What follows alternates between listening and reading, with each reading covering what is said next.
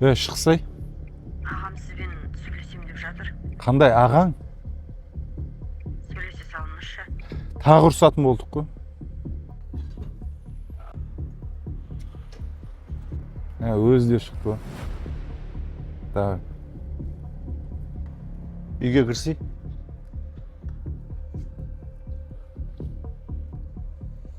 Мен осы жерде тұра берем.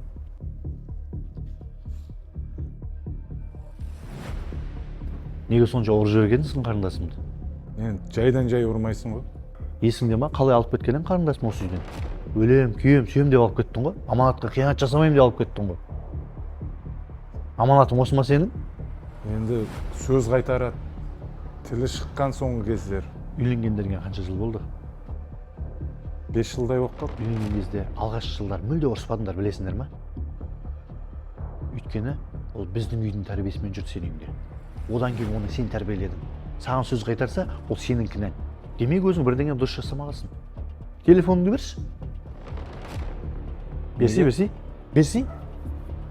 Ей, не істеп жатсың? Сен телефонға шарпыр болып жатсың да, ал сен мен қарындасымды ұрып тастағасын білесің ба? Мен мына жүрегім не отқан білесің ба?